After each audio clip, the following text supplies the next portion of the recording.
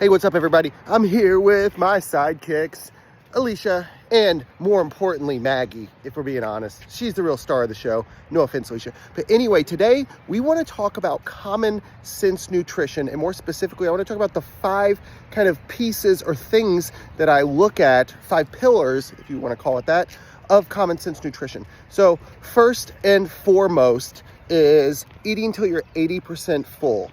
All right, and what I mean by that is if you think about sometimes, like whether it's like eating at home or going out to eat, you eat and you eat and you eat and it tastes great, and then like 10 minutes later, 15 minutes later, you're like, oh my gosh, I'm dying, I need to get carted out of here.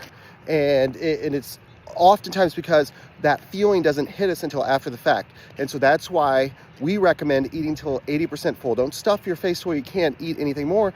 It's okay to save a few bites or to save a little bit or to get a to-go bag, knowing that like, hey, I'm probably not going to really feel the effects of this food for another 10 to 15 minutes. So that's pillar number 1.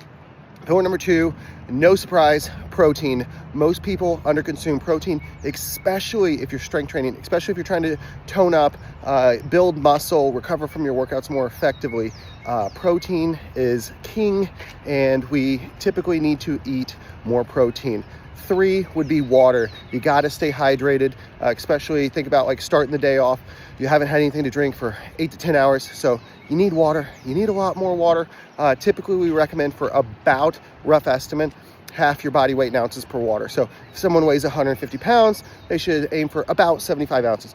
Good starting point. I'm not saying if you're not drinking that much water, you don't need to get there tomorrow, all right? Because then you'd end up peeing in the bathroom a million times. So don't need to do that, but focus on aiming, to increase by like 10%, by 15%, just little incremental increases, and then notice how you'll get better over time.